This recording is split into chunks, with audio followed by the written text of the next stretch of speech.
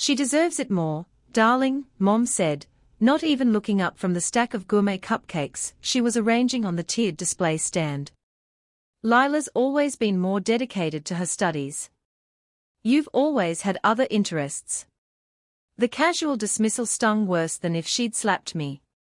I stood in my parents' kitchen, my medical school diploma still fresh in its frame, trying to process what I just heard. Mom, we both graduated with honors. We had the exact same GPA, I said, my voice steady, but my hands shook slightly. I don't understand why you and Dad would pay off all of Lila's loans, but none of mine. My mother finally looked up at me, her familiar expression of mild disappointment on her face. Your sister doesn't have a wealthy mentor like Dr. Huntington taking an interest in her future. You've always had advantages, Eleanor. Lila didn't. I almost laughed. Dr. Vivian Huntington was my research advisor because I had earned that position through 80-hour weeks in the lab, while Lila was skiing in Aspen with our parents. The advantage had been me working myself to exhaustion while my twin sister received our parents' unwavering emotional and financial support. So I'm being punished for finding my own mentorship opportunities? I asked, trying to keep the hurt from my voice. My father walked in, putting an arm around my mother's shoulders. No one's punishing you, Eleanor. We are just being practical. Your sister needs more help than you do. You've always been more resourceful. Resourceful, the word they used to justify never attending my undergraduate research presentations while flying across the country for Lila's volleyball tournaments. Resourceful, their explanation for why Lila got a new car for her 21st birthday while I received a gas station gift card. Tomorrow was Lila's debt-free celebration party, my parents' idea, of course. They'd invited extended family, her friends, even some of our former professors. The invitations read, celebrating Lila's achievement, as if graduating medical school debt-free had been her accomplishment rather than our parents' financial decision. I need to head out, I said finally, gathering my bag. Early shift at the hospital tomorrow. Will you still make it to Lila's party? Mom asked, concern finally entering her voice, not for me, but for how my absence might affect my sister's special day. I'll be there, I promised, though the thought made my stomach twist. As I walked to my car, my phone buzzed with a message from Dr. Huntington, need to speak with you urgently about the Patterson Fellowship, big news. I stared at the screen, a cold realization settling over me. My parents' favoritism wasn't just unfair, it was about to become publicly humiliating. And there was nothing I could do to stop what was coming. Lila and I had been on oddly divergent paths since birth. I arrived first, she followed 6 minutes later, according to family law. I was quiet and observant, she announced her arrival with strong, healthy cries. Perhaps that set the pattern for everything that followed. Throughout our childhood in Cleveland, Lila was the outgoing twin, the one who made friends easily and excelled at sports. I was quieter, more bookish, spending hours in the library learning about everything from astronomy to zoology. Our parents attended every one of Lila's soccer games and dance recitals. My science fair victories warranted a quick good job, Eleanor, and a pat on the head. By high school, the pattern was firmly established. When we both announced our intentions to pursue medicine, our parents seemed thrilled for Lila. For me, there were concerned conversations about the workload and whether I could handle the pressure. Medical school isn't just about being smart, Eleanor, my father had warned. It's about determination and grit. Lila has always pushed herself harder. The irony was painful. Throughout undergraduate studies at Ohio State, I maintained a perfect GPA while working part-time to cover expenses. Lila struggled with organic chemistry and physics, requiring expensive tutors our parents readily provided. When she needed to retake the MCAT, they paid for an exclusive prep course. When I scored in the 98th percentile on my first attempt, they simply nodded and said, "That's nice, dear." Despite everything, I never resented Lila. She was my sister, my twin, and I loved her. She didn't create our parents' favoritism, she just benefited from it. Sometimes I even thought she felt uncomfortable with their obvious preference, though she never said anything directly. We both got accepted to the same medical school in Michigan. For 4 years, we studied together, supported each other through grueling rotations, and celebrated each other's successes. I thought perhaps finally our parents would see us as equally accomplished. Instead, they found new ways to elevate Lila's achievements while minimizing mine. When I was selected to present research at a national conference, Lila coincidentally received an award for community service that same weekend. Guess which event our parents attended? But everything changed during our final year. Dr. Vivian Huntington, a renowned neurosurgeon, took notice of my research on pediatric traumatic brain injuries. Under her mentorship, I flourished for the first time. I had someone who recognized my potential, who pushed me to excel, not despite my personality, but because of it. You have a gift for research, Eleanor, Dr. Huntington told me once. You see patterns others miss. That kind of insight can't be taught. If only my parents could see me through her eyes. Medical school should have been the great equalizer.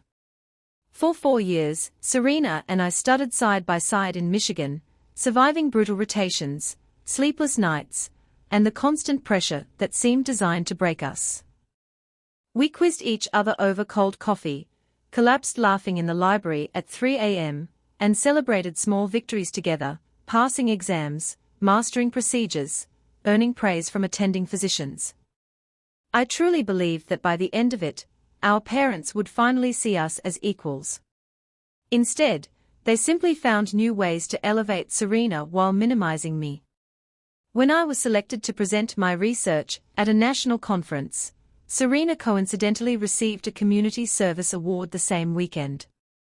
My parents attended her ceremony. They sent me a brief text, "Proud of you, good luck." I told myself it didn't matter. I told myself external validation wasn't why I'd chosen medicine. Everything began to shift during our final year. Dr. Eleanor Brooks, a renowned neurosurgeon with an intimidating reputation and a razor-sharp mind, took notice of my research on pediatric traumatic brain injuries. Under her mentorship, I flourished. For the first time, someone didn't see my quiet nature as a weakness. You notice patterns others miss, Dr. Brooks told me one evening, as we reviewed data long after the rest of the department had gone home. That kind of insight can't be taught. Those words stayed with me.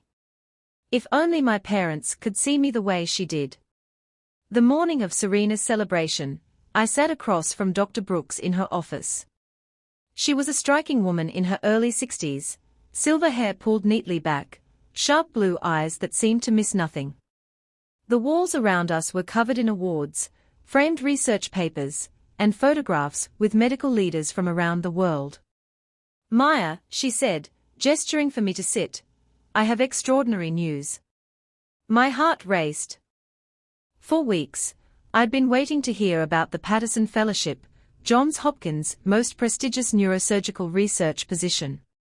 Only one graduating medical student nationwide was selected each year. "The committee has made its decision," Dr. Brooks said, her expression carefully neutral. I held my breath. "They've selected you," she continued, breaking into a rare smile. "Congratulations, Dr. Maya Reynolds. You're going to Baltimore." For a moment, I couldn't speak. Joy, disbelief, and validation crashed over me all at once. The Patterson Fellowship, the pinnacle of neuro research, was mine. I don't know what to say," I finally managed. "You earned this," Dr. Brooks said firmly. "Your work on neurovascular regeneration after traumatic injury was groundbreaking.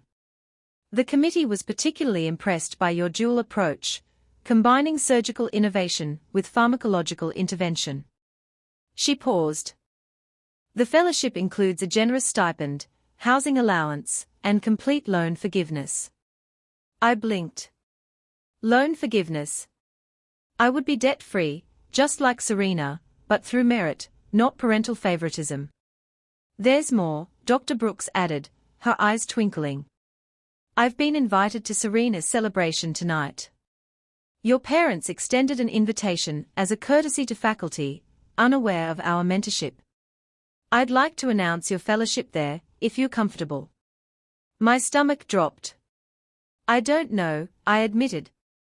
It's supposed to be Serena's night. My parents might think I'm trying to steal the spotlight. Dr. Brooks' expression hardened slightly. Maya, I've observed your family dynamic for 2 years. Sometimes recognition has to be public to be acknowledged at all. She wasn't wrong. If my parents heard privately, they'd find a way to downplay it, credit luck, timing, or someone else.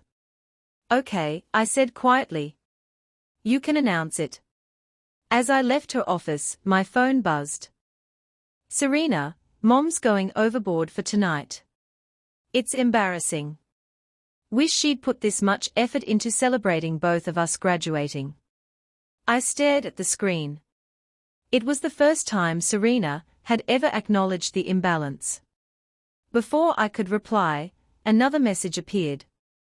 Mom, don't forget business casual tonight. And please let your sister have her moment. This is very important to her. The contrast between the two messages made my chest tighten. Maybe I'd misunderstood Serena all along.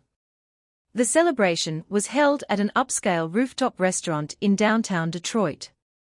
My parents had rented out the entire terrace, an extravagance that must have cost thousands. As I stepped off the elevator, a massive banner greeted me. Congratulations, Dr. Serena. No mention that there were 2 Dr. Reynolds in the family now. I smoothed my navy dress and took a deep breath. This was Serena's night. No matter what Dr. Brooks announced, I wouldn't let years of resentment ruin my relationship with my twin. Maya. Serena spotted me immediately, breaking away from a cluster of relatives. She looked stunning in a silver cocktail dress, her blonde hair, identical in color to mine, cut into a sleek bob. Thank God you're here, she whispered. Aunt Patty has asked me 5 times if I have a boyfriend yet. I laughed despite my nerves. What did you tell her? That I'm married to medicine, but if she knows any eligible neurosurgeons, I'm taking applications. She linked her arm through mine. Seriously though, this is ridiculous. Mom invited half the medical school. Dean Wilson is here. I scanned the terrace, spotting him chatting with our father. They really went all out, I murmured. Too all out, Serena said quietly. And why just for me? We both graduated. We both worked our asses off. For the first time that night, the knot in my stomach loosened. Maybe tonight wouldn't unfold the way my parents expected. Before I could respond, our mother appeared beside us, a champagne flute in hand. Serena, she said brightly, the Hendersons just arrived. You remember Thomas Henderson, chief of surgery at Cleveland Memorial. You should come say hello. She took Serena's arm, effectively pulling her away from me. Then she glanced back. Maya, could you check with the caterers about the gluten-free options? Your cousin Beth is being difficult again. And just like that, I was relegated to catering management while my sister was paraded in front of hospital administrators.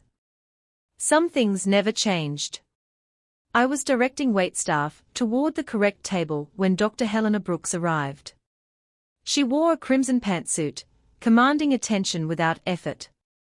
Maya, she said warmly, embracing me. Are you ready for our announcement? I'm not sure, I admitted. The timing feels complicated. Dr. Brooks surveyed the terrace, the banner with Serena's name, the professionally decorated cake, the slideshow looping photos of Serena with me appearing only occasionally in the background. I see, she said quietly. More complicated than I realized. Across the terrace, my parents were introducing Serena to Dr. Karen Liu, the chief neurosurgeon at Detroit Medical Center, where both Serena and I had applied for residency. My stomach clenched. Were they trying to secure Serena a position through personal connections? My father spotted Dr. Brooks and approached with my mother and Serena in tow. "What an honor to have you join us," he said enthusiastically. "I understand you've done some work with Maya." "Some work?" Dr. Brooks raised an eyebrow. "Maya has been my primary research partner for the past 2 years. Her contribution to our traumatic brain injury study was instrumental to its success." My parents exchanged a glance I couldn't quite interpret. "How nice," my mother said vaguely. "Serena has also been very involved in neurosurgical research. In fact, Dr. Liu was just saying how impressed she is with Serena's application." Heat rushed to my cheeks. Serena hadn't done neurosurgical research. Her focus was neuropsychiatry, an entirely different field. My parents were misrepresenting her experience, potentially at the expense of my own opportunities. Dr. Brooks' smile remained polite, but her eyes hardened. "Is that so? How fascinating." I was under the impression Serena's focus was psychiatric rather than surgical. An awkward silence fell over the group. My fragile sense of hope began to crumble. This announcement was going to make everything worse. Dinner was announced shortly after. My parents were seated at the head table with Serena, our grandparents, and Dr. Liu. I was placed at a secondary table with cousins and family friends, close enough to hear the conversation, but not participate. "We always knew Serena was destined for greatness," my father said loudly to Dr. Liu. "Even as a child, she showed such determination." Each word landed like a small blade. I pushed my food around my plate, appetite gone. Across the room, Dr. Brooks sat with faculty members, occasionally meeting my eyes with sympathetic glances. After dessert was served, my father stood and tapped his glass. "Thank you all for coming to celebrate our daughter Serena's remarkable achievement," he began. "Medical school is a grueling journey, and to emerge not only with a degree, but debt-free is truly something special." Polite applause filled the terrace. Serena shifted uncomfortably in her seat. "We've been blessed to support Serena throughout her education," my mother added, standing beside him. "We always believed in investing in her future, because we knew she would make us proud." Hot tears threatened to spill over as I stared at my plate. The message was clear: they had invested in Serena, not in both daughters. "Actually," Serena said suddenly, standing up, "I'd like to say something." The terrace fell silent.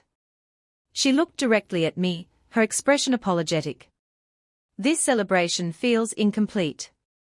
Maya and I both graduated with identical GPAs. We both worked incredibly hard. And honestly, Maya worked harder, because she did it without the support system I had." A hush spread through the crowd. "Serena," my mother whispered sharply, "this isn't the time." "It is the time," Serena said firmly. "I can't accept recognition that excludes my sister. It's not right, and it never has been." My throat tightened. After all these years, Serena was acknowledging the imbalance publicly. My father recovered quickly, forcing a laugh. "Of course we are proud of both our girls. Maya has done very well too. But tonight is about celebrating Serena being debt-free. An achievement you facilitated," Serena replied calmly, "not one I earned." The tension was palpable. My parents' perfect family image was cracking in public. That was when Dr. Brooks stood. "If I may add something," she said, her authoritative voice cutting through the murmurs. "This seems like an opportune moment to share some news about Maya." My parents stiffened. "Maya's research on neurovascular regeneration has earned her the Patterson Fellowship at Johns Hopkins," Dr. Brooks announced. For those unfamiliar, this is the most prestigious neurosurgical research position awarded to a graduating medical student in the country. It comes with full loan forgiveness and a substantial stipend. Gasps rippled through the terrace. Dr. Liu turned toward me, her expression suddenly intent. The selection committee, Dr. Brooks continued, specifically cited Maya's innovative dual approach methodology, which she developed largely independently while balancing a full clinical rotation schedule. Applause erupted, real, enthusiastic applause. People turned in their chairs to look at me with respect. My parents remained frozen, shock etched across their faces. Jessica, no, Serena, was smiling at me, radiant and proud. And additionally, Dr. Brooks said, I'm pleased to announce that the remainder of Maya's medical school loans have been covered through our department's Merit Scholarship Fund, in recognition of her extraordinary contributions. I was debt-free. And I had earned every bit of it. After Dr. Brooks' announcement, the entire atmosphere of the evening shifted. Conversations that had once orbited exclusively around Serena now gravitated toward me. Faculty members I barely recognized approached my table, offering congratulations and asking thoughtful questions about my research. Clinical supervisors shared stories about my work with patients, details I hadn't even realized they'd noticed. For the first time in my life, I wasn't invisible. My parents remained seated at the head table, their expressions frozen somewhere between disbelief and dawning realization. They weren't just processing the news of my fellowship and loan forgiveness, they were witnessing the quiet dismantling of the narrative they'd built for years. Serena found her way back to my side, champagne flute in hand. Congratulations, sis, she said, clinking her glass against mine. The Patterson Fellowship. That's incredible. Thank you, I replied softly. I only found out this morning. I didn't want to take over your night. She frowned. This ridiculous party was Mom and Dad's idea, not mine. I tried to tell them it was unfair, but once they decide something, you know how they get. You did? I asked, surprised. Of course I did, she said gently. Audrey, sorry, Maya, I've always known they treated us differently. I just didn't know how to fix it without making things worse. Before I could respond, Dr. Karen Liu approached us. Dr. Collins, she said, looking directly at me. I was very impressed by Dr. Brooks' account of your research. We should discuss whether you'd consider bringing your work to our neurosurgery department instead of Johns Hopkins. I blinked. That's very flattering, Dr. Liu. She's already accepted the Patterson, Serena interjected proudly, slipping her arm around my shoulders. It's a once-in-a-lifetime opportunity. But knowing my sister, she'll probably start another groundbreaking project within months of arriving in Baltimore. Dr. Liu smiled. When you complete the fellowship, keep Detroit in mind. We'd be fortunate to have you. After she walked away, I turned to Serena in amazement. You didn't have to do that. I know, she said. But I won't build my career by letting Mom and Dad manipulate the situation, or by letting you miss out on opportunities. That's not who I want to be. Across the terrace, I noticed my parents finally rising from their seats, moving hesitantly toward us. Their progress was slow, interrupted repeatedly by guests who wanted to congratulate me, a novel experience that clearly unsettled them. Here they come, Serena murmured. Ready? Not really, I admitted. My father forced a smile when they reached us. Dr. Brooks certainly had some impressive things to say about you. Yes, my mother added carefully. The Patterson Fellowship, that's quite an honor. Why didn't you tell us you were even being considered? I met her gaze. Would it have mattered? You've made it clear where your support lies. They exchanged uncomfortable glances. That's not fair, my father began. We supported you both differently, my mother interrupted quickly. Because you had different needs. Mom, Dad, Serena said firmly, not tonight. But we are going to talk about this, all of us. No more pretending. Dr. Brooks appeared beside me, saving me from responding. The dean would like a word, Maya, she said. Something about featuring your fellowship in the alumni magazine. She turned to my parents with a polite smile and steel in her eyes. You must be incredibly proud to have raised two accomplished daughters, though I imagine it's particularly gratifying to see Maya's hard work recognized after all she's overcome. The emphasis on overcome was unmistakable. My parents had the grace to look embarrassed. The week following the celebration was transformative. Word of my Patterson Fellowship spread quickly through the Detroit medical community. Doors that had always felt sealed shut suddenly opened. Professors who had once dismissed my emails now wrote glowing congratulations. Classmates who had barely acknowledged me during 4 years of medical school suddenly claimed close friendships. My parents, meanwhile, attempted damage control. They showed up at my apartment 2 days after the party with forced smiles and gift bags. We've been thinking, my father said, placing a small box on my coffee table. With both of you graduating, we wanted to get you something special. Inside was a rose gold watch, identical to the one they'd given Serena 6 months earlier. It's lovely, I said calmly, without reaching for it. Though a bit late. My mother winced. We know you must feel overlooked sometimes, but everything we did was because we knew you could handle challenges on your own. That's a convenient narrative, I replied evenly. But it doesn't explain why you attended her presentations and skipped mine. Why you paid for her MCAT prep, but told me to use free online resources. Why you covered her living expenses while suggesting I take out more loans. We only had so much money, my father protested. Yes, I said quietly.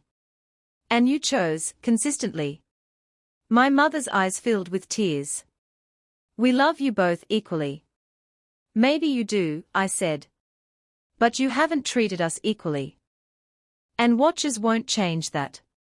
The phone rang, Dr. Brooks, calling about housing arrangements in Baltimore.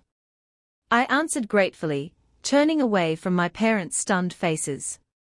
Yes, I said into the phone. Your timing is perfect. 3 weeks later, I stood in my nearly empty apartment, surrounded by half-sealed boxes, and the faint echo of footsteps that no longer belonged to two people. The walls felt unfamiliar without Serena's laughter drifting from the kitchen, or the quiet comfort of knowing she was just a room away. Detroit had been our shared battlefield for 4 years, and now I was preparing to leave it behind.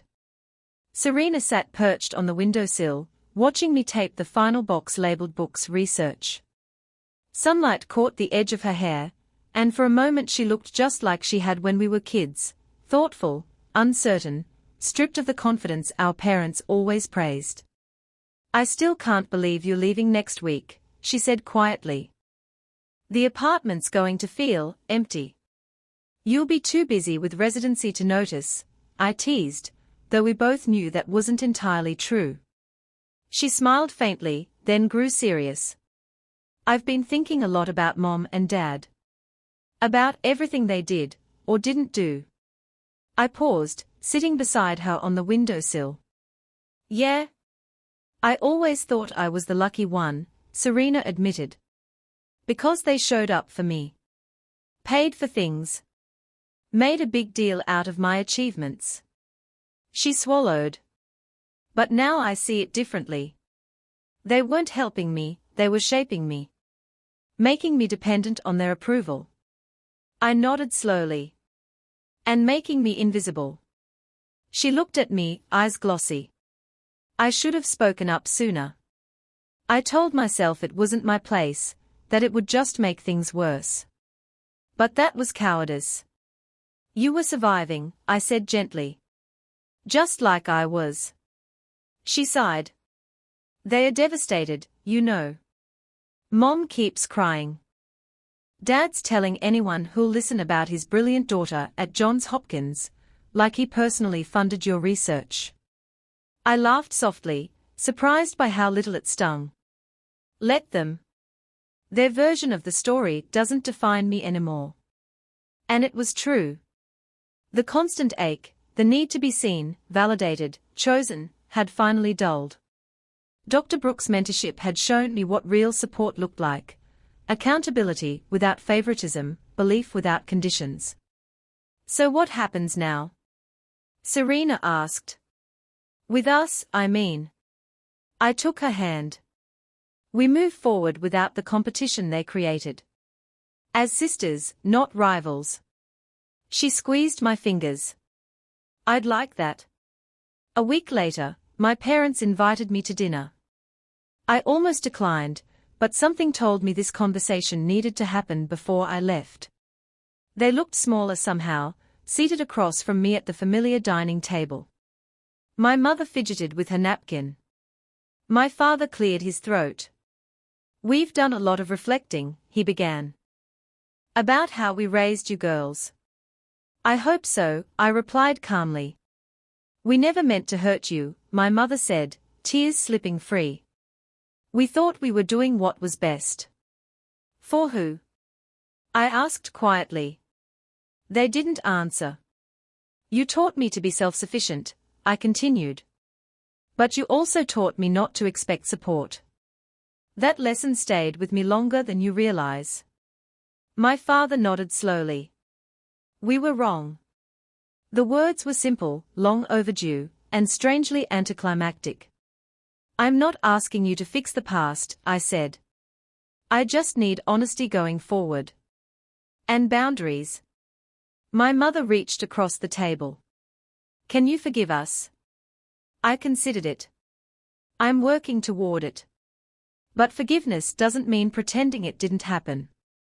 They accepted that, awkwardly, imperfectly. The morning I left for Baltimore, Serena drove me to the airport.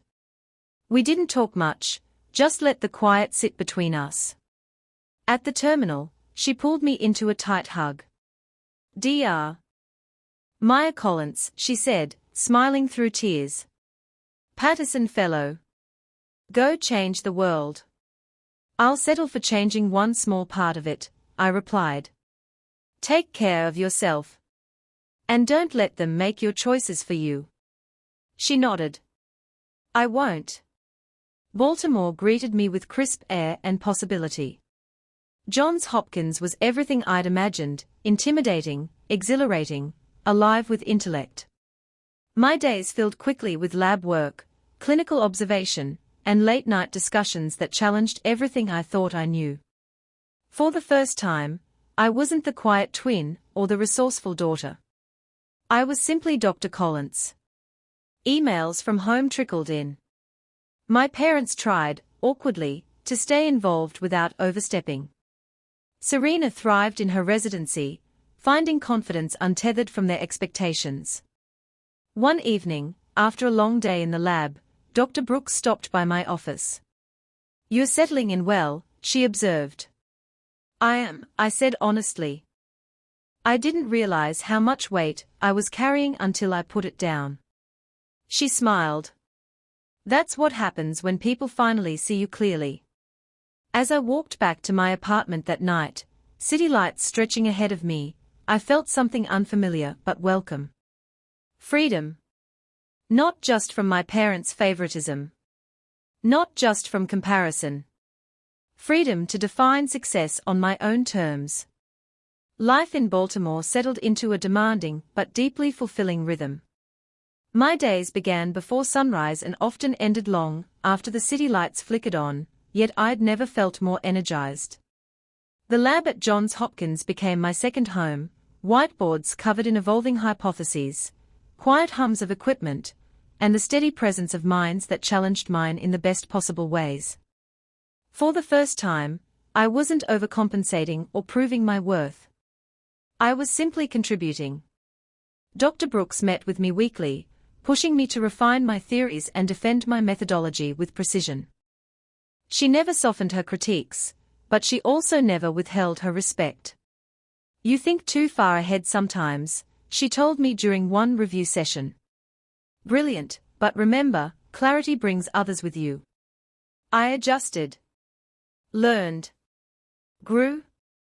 My research on neurovascular regeneration gained traction faster than expected. Within months, preliminary findings showed measurable improvements in recovery outcomes when surgical intervention was paired with targeted pharmacological support. The implications were enormous. Word spread. Invitations to collaborate arrived from departments I'd once only read about in journals. For the first time, my inbox wasn't silent, it was demanding. And yet, despite the professional whirlwind, it was the quiet personal shifts that mattered most. I stopped flinching when praised. I stopped apologizing before speaking. I stopped measuring myself against Serena. She called often, sometimes exhausted from overnight shifts, sometimes bubbling with excitement about a breakthrough with a patient. "I think I finally get it," she said during one late-night call. "Who I am without them watching. I'm proud of you," I told her. And I meant it, not out of obligation, but out of genuine admiration. Our parents, meanwhile, were learning new boundaries. They sent messages before calling. Asked instead of assumed. When they visited Baltimore, they stayed at a hotel rather than expecting to sleep on my couch like they used to during conferences. It was awkward. But it was progress. During one visit, my mother toured the lab, eyes wide as she listened to my colleagues discuss my work. "I had no idea," she whispered later. "That's because you never asked," I replied, not cruelly, just truthfully. She nodded, accepting the weight of that realization. As my first year progressed, Dr. Brooks encouraged me to submit our findings to a major medical journal. "If this gets accepted," she said, "it will change your trajectory." It did more than that. The paper was published. The recognition was immediate and overwhelming. Conferences requested keynote presentations. Residency directors reached out personally. I was invited to sit on panels alongside physicians I'd once idolized from afar. At one symposium, I caught my reflection in a glass wall, confident posture, steady gaze, voice carrying authority. I barely recognized the woman staring back. But she felt familiar. Earned? That winter, I returned to Detroit for the holidays. The house felt the same. Photos lining the walls, many of Serena at games and ceremonies, but the air felt different. Lighter. During dinner, my father asked about my research, specific questions, thoughtful ones. My mother listened instead of redirecting the conversation. It wasn't perfect. But it was honest. Later that night, Serena and I sat on her childhood bed, laughing softly like we used to. "You know," she said, "for the first time, I don't feel like I'm standing in your shadow or you're standing in mine." "That's because there's no shadow anymore," I said. "Just two separate paths." She smiled. "And both are good." When I returned to Baltimore, I threw myself into work with renewed clarity. I wasn't running from my past anymore. I was building beyond it. Near the end of my fellowship, Dr. Brooks invited me to dinner. "I want you to consider staying on as faculty," she said plainly. "Or at least continuing this line of research under your leadership." The offer stunned me. I thought I was still too early in my career, I admitted. "You're early," she agreed. "But you're ready." That night, walking home through the snow-dusted streets, I realized something profound. I wasn't waiting to be chosen anymore. I was choosing. Choosing where to work. Choosing how to live. Choosing who had access to me. The girl who once stood in her parents' kitchen, diploma in hand, wondering why she wasn't enough, felt like a distant memory. Not erased. Integrated. Because every overlooked moment, every quiet achievement, every earned opportunity had led me here, stronger, clearer, unafraid. And for the first time, I wasn't just surviving success. I was owning it. The decision didn't come immediately. I spent weeks weighing Dr. Brooks' offer, sitting alone in my apartment late at night, papers spread across the table, city sounds humming faintly through the window. Staying in Baltimore meant stability, influence, and the chance to shape the future of research I believed in. Leaving meant uncertainty, but also freedom to build something entirely my own. For the first time in my life, the choice wasn't tangled in someone else's expectations. I called Serena one evening after a long day in the lab. "They want me to stay," I said. "Faculty track. Research leadership." She laughed softly. "Of course they do. So what's the problem?" "I don't know who I am without striving," I admitted. "What if I stop growing?" There was a pause. Then she said, "You won't. You don't know how." She was right. I accepted the position. The announcement came quietly, no dramatic ceremony, no grand applause. Just a signed contract, a new title, and a deeper sense of belonging than I'd ever felt. My name was added to the department directory, not as a fellow, but as a lead investigator. Dr. Brooks shook my hand. "You earned this," she said. "Never forget that." I didn't. Over the next year, my life transformed in ways both visible and subtle. I mentored students who reminded me of myself, brilliant, overlooked, hesitant to take up space. I made sure they were heard. I made sure credit was shared. I made sure excellence wasn't confused with obedience. My parents adjusted slowly, sometimes awkwardly, but sincerely. They attended one of my lectures and sat in the front row, listening, not boasting, not interrupting. Afterward, my father hugged me longer than usual. "We see you now," he said. It didn't erase the past. But it acknowledged it. Serena visited often, her residency nearing completion. We explored Baltimore together, laughing over cheap takeout and inside jokes only twins could understand. The rivalry that once hovered between us was gone, replaced by mutual respect. "I don't feel like I owe them my success anymore," she said once, watching the harbor lights ripple across the water. "Me neither," I replied. One spring afternoon, I received an email that made me sit back in my chair, breath caught in my chest. An independent research institute was offering full funding for a project I'd once only dreamed of proposing, one that would allow me to build a team from scratch, set ethical standards, and prioritize collaboration over competition. I didn't hesitate. The institute's opening ceremony was small but meaningful. As I stood at the podium, looking out at colleagues, students, and partners, I felt a quiet confidence settle into my bones. I wasn't proving anything anymore. I was contributing. That night, alone in my office, I found myself thinking back to the kitchen in Detroit. The moment I'd stood there, diploma in hand, wondering why no one seemed proud of me. Why silence had greeted my success. I realized something then that I wished I could tell my younger self: their inability to celebrate me had never been a measure of my worth. It had been a reflection of their limits. I framed that thought, not on paper, but in memory, carrying it forward like armor. Years later, I returned to Detroit for a conference. Afterward, I drove past my old apartment, then my parents' house. I didn't stop. I didn't need to. I had closure. That evening, Serena and I met for dinner. "You know," she said, raising her glass, "people talk about you all the time.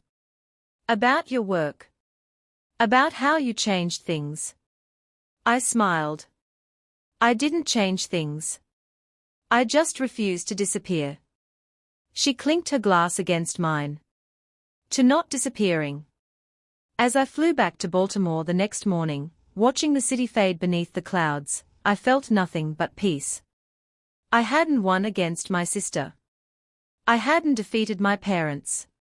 I hadn't chased approval. I had built a life where my voice mattered, because I chose to listen to it first. And that, I realized, was the real success.